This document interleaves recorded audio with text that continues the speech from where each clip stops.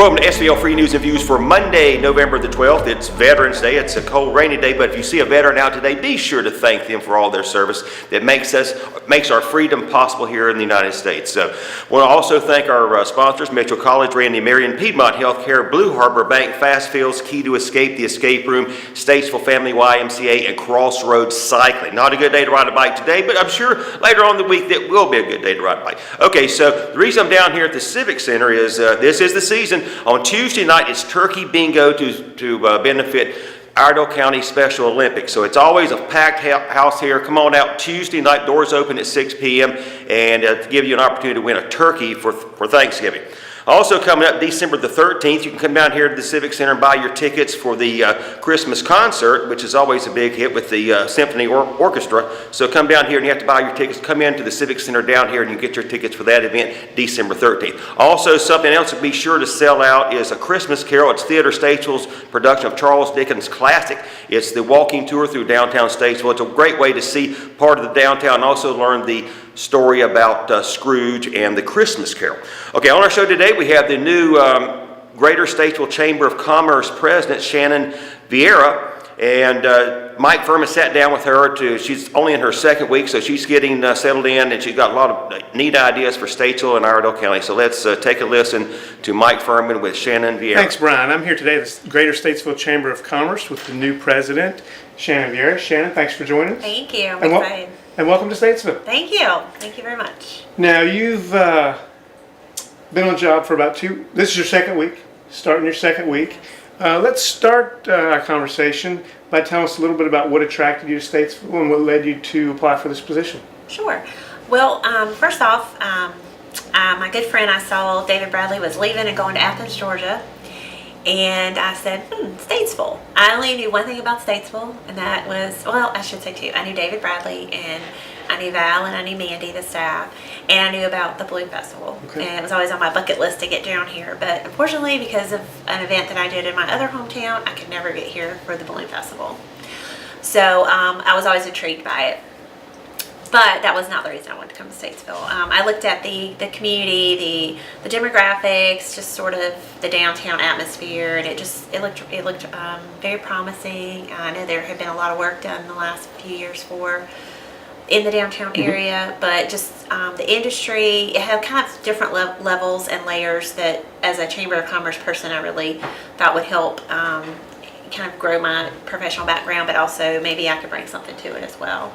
So I love that there's industry here, there's great retail, there's that wonderful downtown Main Street feel. So it had a lot of those different elements that really was attractive to me and my family to come down here. Okay. Now you've mentioned you've been here for a week. Tell us a little bit how you've spent your first week on the job. So today's day 8, officially. And really I've just spent it, we've just been,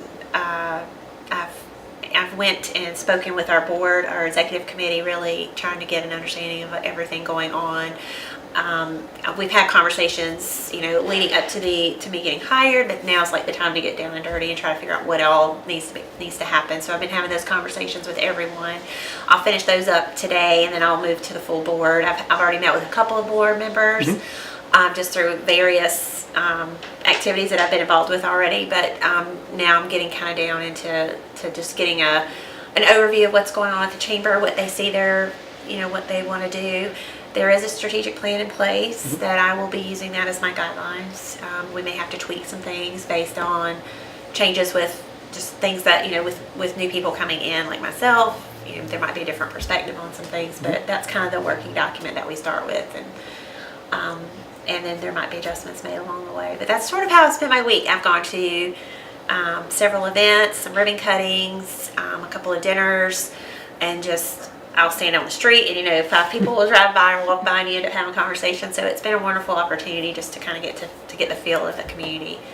And of course internally, the staff, we've had conversations and just learning a little bit more about the internal workings of the chamber. Okay.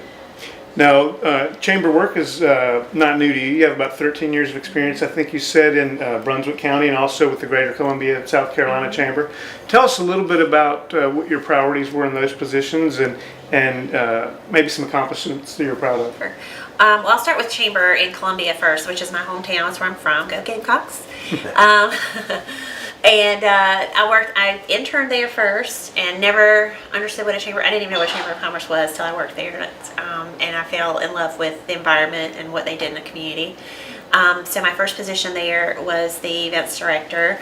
And I started out as the events director, moved into campaign chair, which raised $1.2 million for the chamber. And I ran their state association organization as well. So that's how, when I left, that's what I had done. So when I left there, after 7 years, I became the CEO, president of the Brunswick County, North Carolina Chamber, which is located on the coast, between Wilmington and Myrtle Beach, for people that like a visual. And I was there for 6 years and basically led that chamber through a series of changes. We grew our membership, we grew our community programming, we grew our event programming. We left, kind of started, when I started there, we were, budgetary wise, we were not doing very well, so we left, we're doing very strong, getting ready to move into a new building, and just left with some really great programming that was beneficial to our community, so I feel really good about that. So now I'm coming into Statesville. I'm hoping to do some of the same things here, build on what's already here, and grow on some new ideas that I don't know what they are quite yet, because I'm still trying to get a feel for it, but I'll get inspired, I'm sure, just by being here and living here with my family. So I'm excited about being here, and there's a lot of activities in the downtown area, but there's also so much other things going out and around the community as well. So I'm excited to get involved. Now, not to put you on the spot, the big buzzword, I think, in the chamber and in government here the last year or so has been workforce development. I think there's a pretty good collaboration between the school systems and Mitchell Community College and the chamber also. What are your thoughts on really how those groups can work together to really make sure that our students, when they come out of school, are prepared for apparently the abundance of jobs that are out there? Well, it's a Statesville problem, it's a regional problem, it's a national problem. It's getting kids to understand what the available jobs are, but getting them motivated to do them. So it's not a unique situation, but how each community does it definitely is unique. And the chamber works on youth leadership with our, I believe it's our 8th graders. I think they have 45 8th graders that are participating in youth leadership program. 11th graders. 11th graders. 8th grade was career pathways. Right. We just did that too. Right. But yeah, so 11th graders, getting them kind of an intimate view of what goes on in the community that they live in, just like the adult leadership program that we manage.